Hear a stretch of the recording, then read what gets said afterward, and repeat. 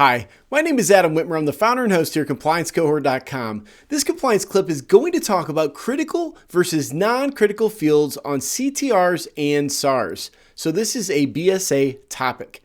Now, the question is, what are the expectations for completing items with an asterisk, known as critical items, and those items without an asterisk, known as non-critical items, found on the FinCEN CTR or any other FinCEN report like a suspicious activity report?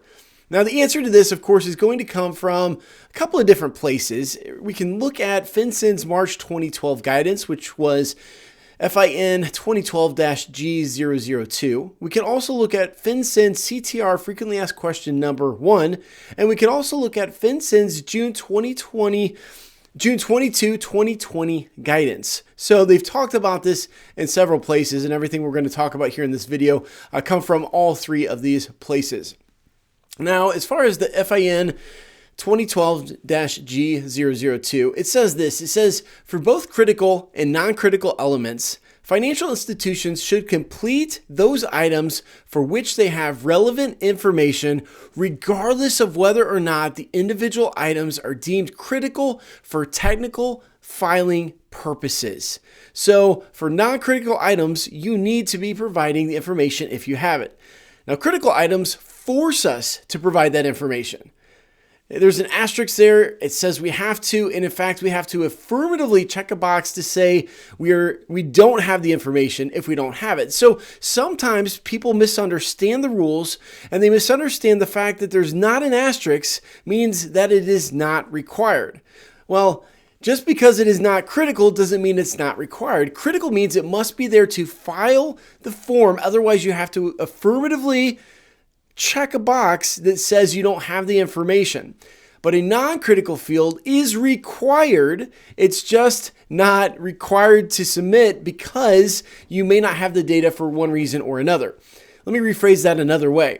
Non-critical items are required if you have the information. That's the bottom line.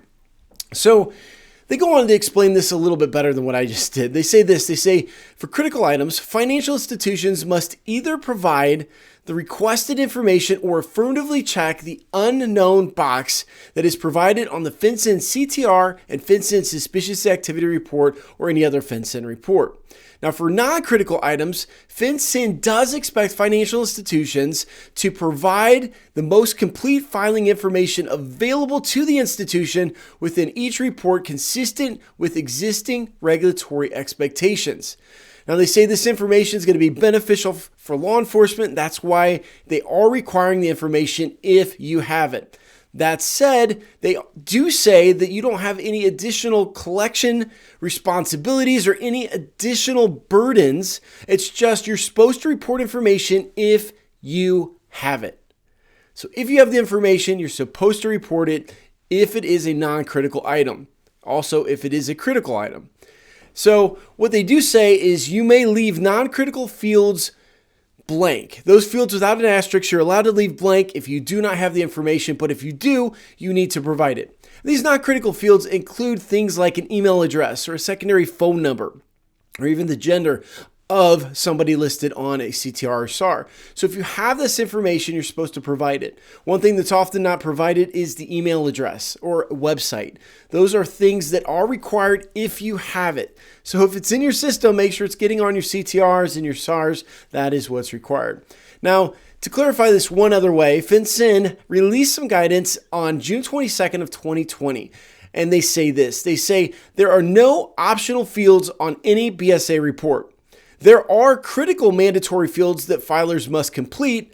Non-critical fields must be completed if the information is known to the financial institution. So the bottom line is, if you have the information, you must provide it on a CTR or SAR, regardless of whether it's a critical field or non-critical field.